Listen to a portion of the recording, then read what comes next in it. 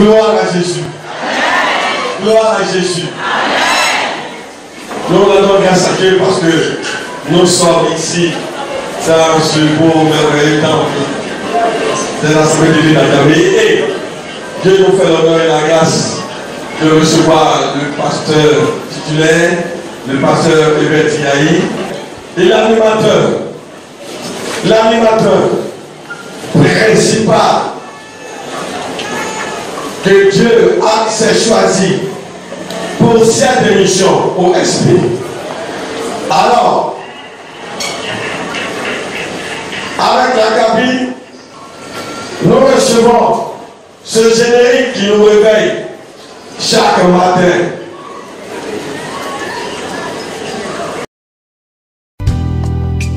Alléluia.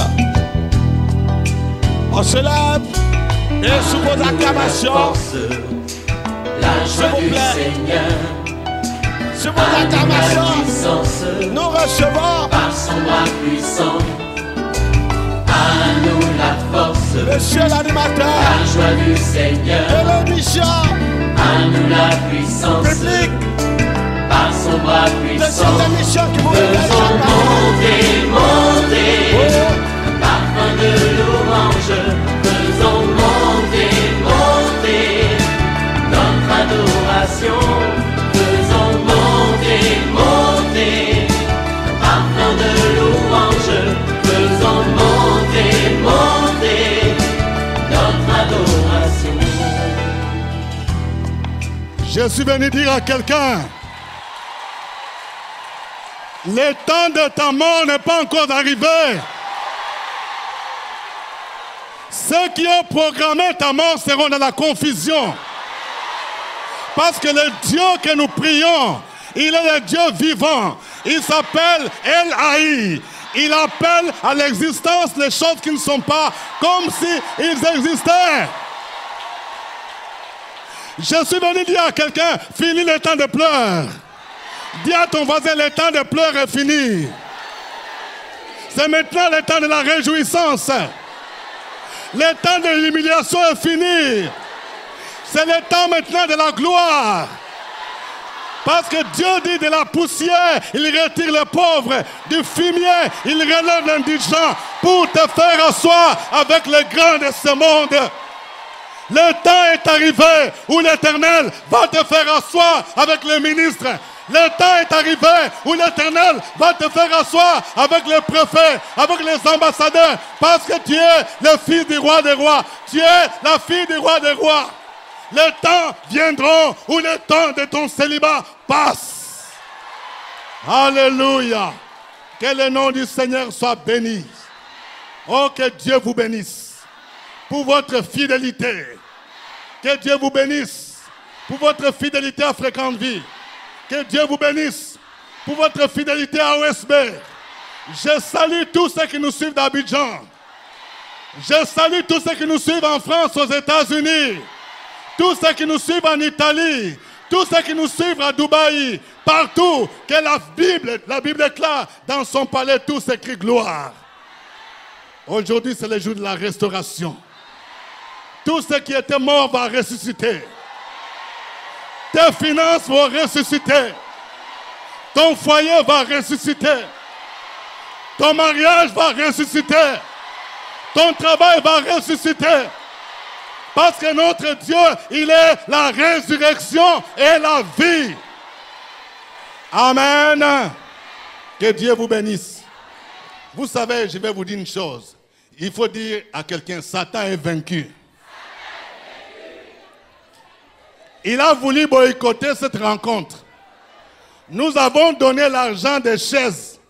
Les gens ont reçu l'argent des chaises là. Mais ils ne sont pas venus livrer les chaises à temps.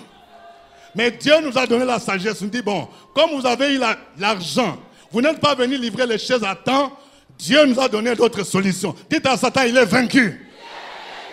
Que Dieu vous bénisse. Veuillez vous asseoir. Nous bénissons le Seigneur pour sa fidélité. Et nous disons merci au révérend Yahi Hervest.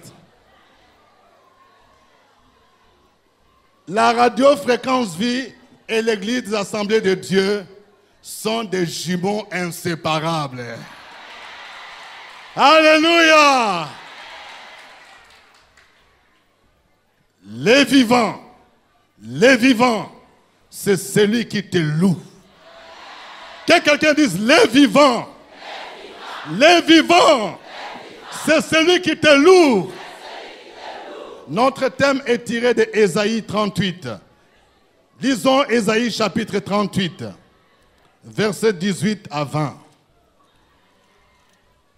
Ésaïe 38, versets 18 à 20.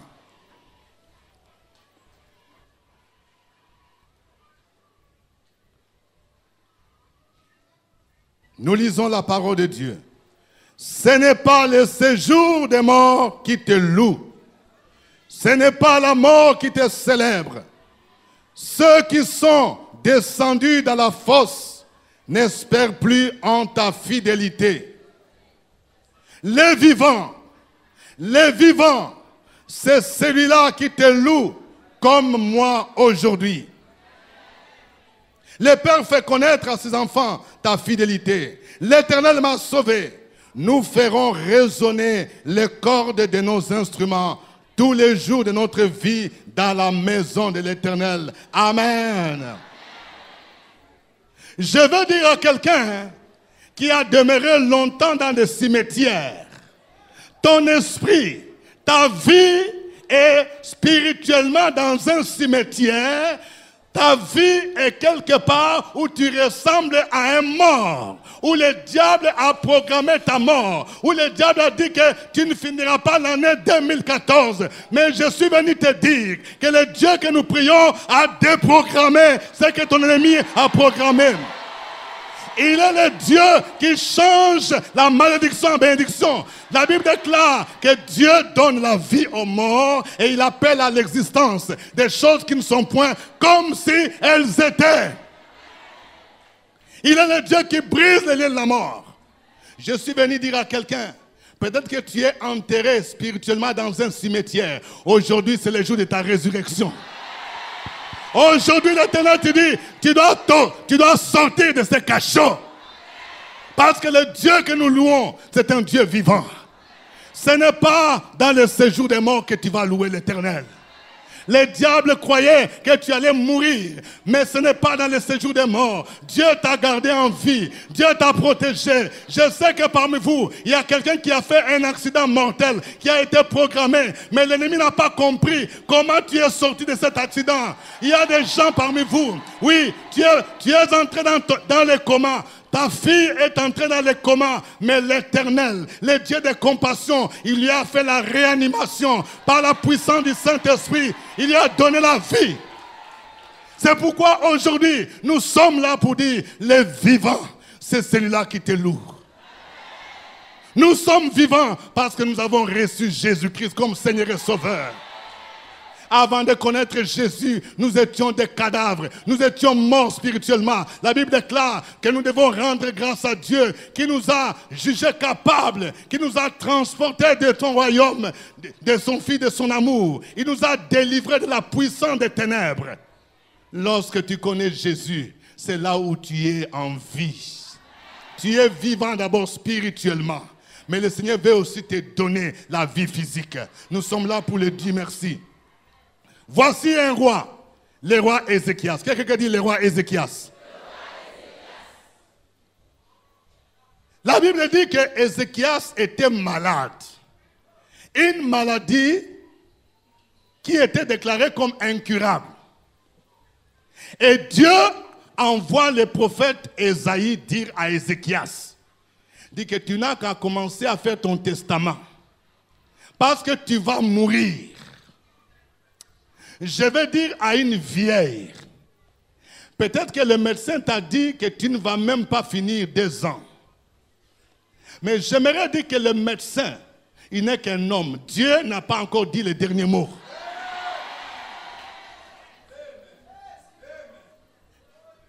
Lorsque Ézéchias a entendu cela, il a versé des larmes. Quelqu'un dit il a versé des larmes. Il y a des situations pour lesquelles vous pleurez.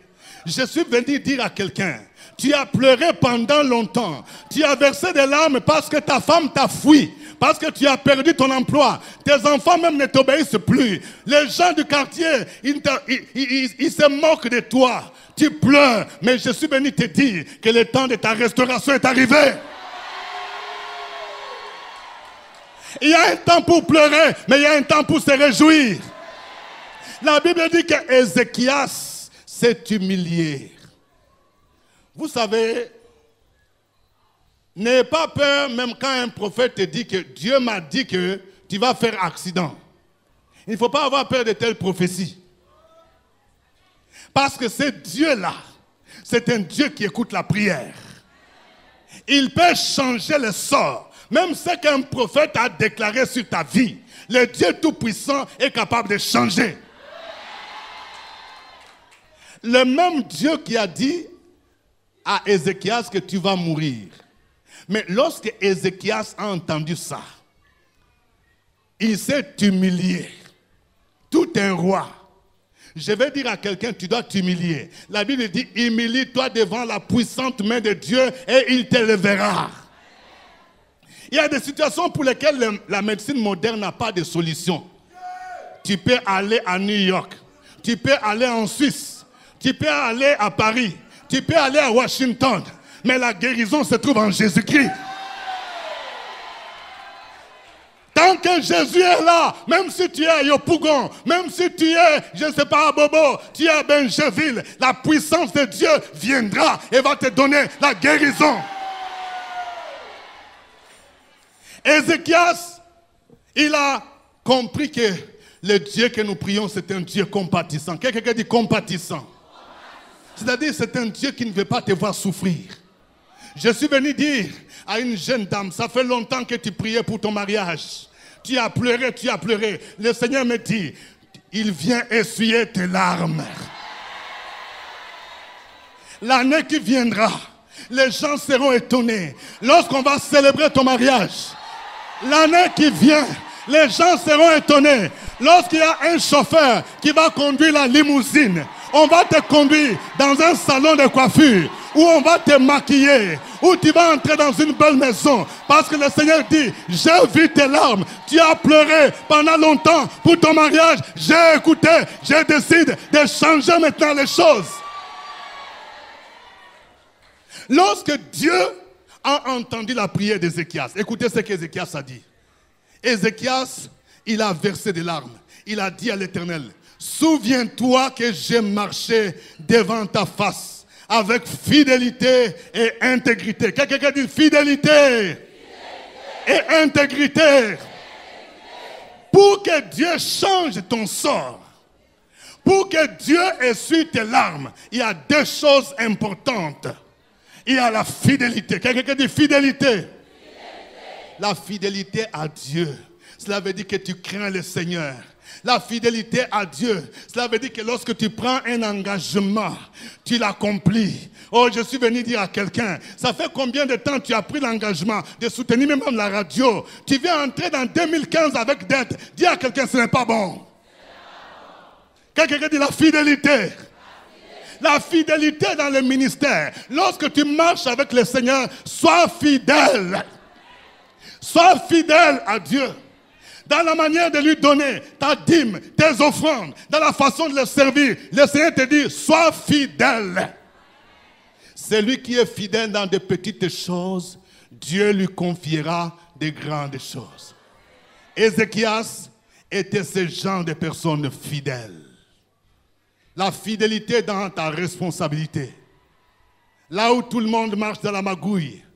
Là où tous les policiers trichent. Mais toi, tu es un policier spécial. Un policier qui a la marque de Jésus-Christ. Là où tous les médecins demandent des pots de vin avant de voir les malades. Mais toi, tu es un médecin spécial. Un médecin choisi par Jésus-Christ. Il faut que tu puisses te distinguer. Quelqu'un dit la fidélité. Ézéchias a marché dans la fidélité. Lorsque Dieu voit ta fidélité, lorsque tu as une situation difficile, tu peux dire comme Ézéchias, Éternel, souviens-toi de moi.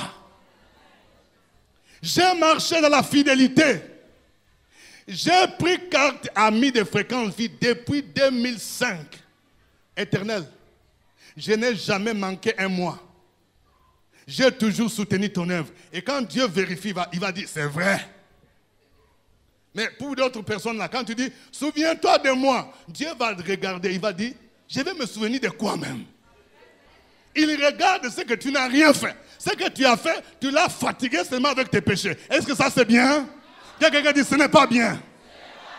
Il y a des moments où lorsque tu dis, Seigneur, souviens-toi de moi, Dieu commence à regarder. Cette femme-là, elle a fait quoi? Dieu commence à regarder, oui, c'est elle qui a fait ça. C'est lui qui a fait ça. C'est lui qui a marché dans mon œuvre. C'est lui qui soutient mes serviteurs. C'est lui qui s'engage dans l'œuvre de l'évangélisation. Et il y a la fidélité et il y a l'intégrité. Quelqu'un dit l'intégrité. Aujourd'hui, nous n'avons plus de gens intègres. Il y a des gens qui marchent dans l'escroquerie, même dans l'œuvre de Dieu.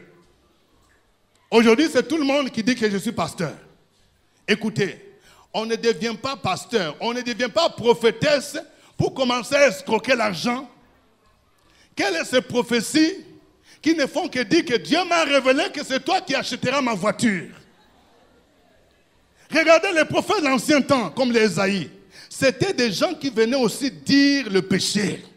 Lorsqu'ils voient que même le roi, lorsqu'ils voient même que le maire, lorsqu'ils voient même qu'un responsable marche dans le péché, ils venaient lui dire que tu vis dans le péché. Nos prophètes d'aujourd'hui, ils ne disent plus aux gens qu'ils vivent dans le péché.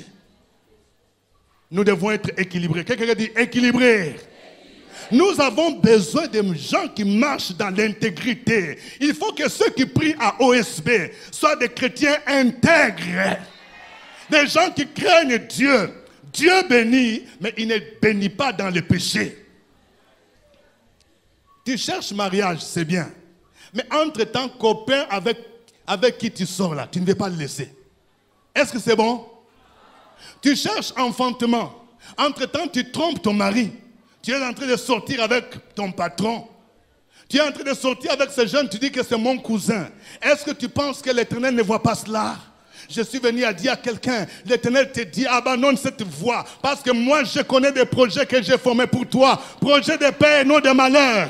Lorsque tu vas abandonner tes péchés, lorsque tu vas abandonner ta vie du monde, l'Éternel dit, le mariage viendra, la fécondité viendra, la promotion viendra, parce qu'il cherche des hommes qui marchent dans l'intégrité et la fidélité. Quelqu'un dise intégrité, fidélité. C'est lorsque Dieu voit que tu marches dans l'intégrité, la fidélité, que ta prière sera efficace. C'est une telle prière qu'Ézéchias a faite.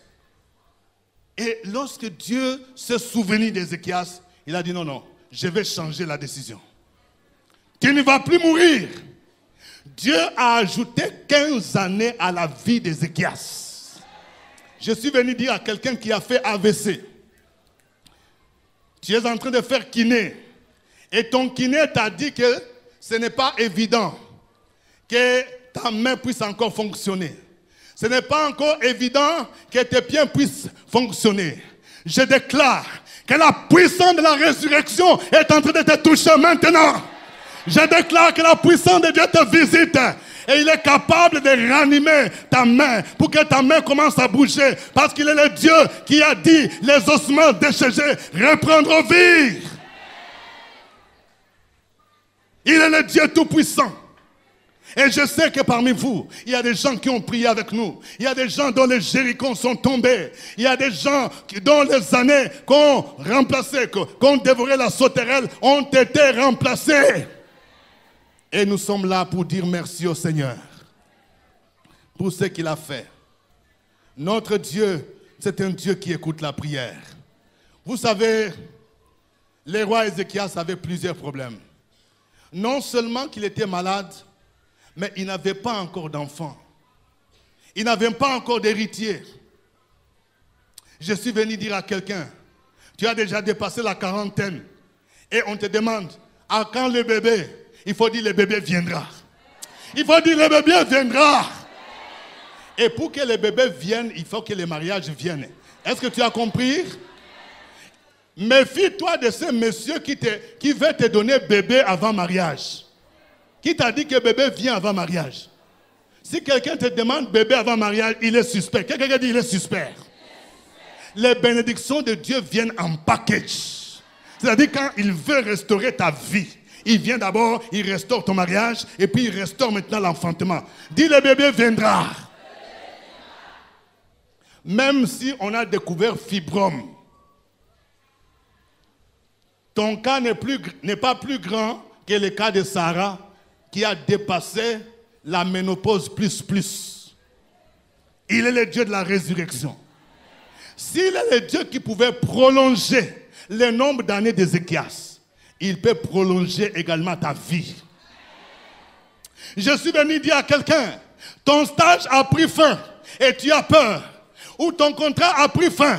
Le Dieu qui a prolongé la vie d'Ézéchias, il est capable de prolonger ton stage. Quelqu'un dit prolongation. Il est capable de prolonger ton contrat. Quelqu'un dit prolongation. Oh, je déclare que quelqu'un dont le contrat finira en décembre, oh, on va prolonger ton contrat et tu vas passer de CDD à CDI au nom de Jésus-Christ. Au nom de Jésus-Christ. On pourra faire partir les autres, mais pour toi là, la décision sera changée. Même si on t'a dit que tu es sur la liste des partants, mais le Saint-Esprit va déplacer. Il va déplacer. Il va barrer ton nom sur cette liste. Il va faire un déplacement. Tu vas passer du côté de la liste des CDI. Quelqu'un dit prolongement. Et ils sauront que l'Éternel est un Dieu vivant. Un Dieu qui écoute la prière. Il est un Dieu compatissant. Mais nous devons nous humilier comme Ézéchias. Il est le Dieu qui a donné la vie à Ézéchias.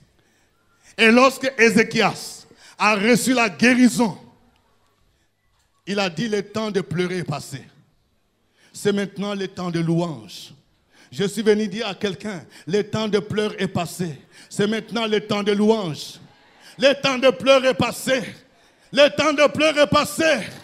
Dieu ne t'a pas destiné à porter un vêtement de deuil.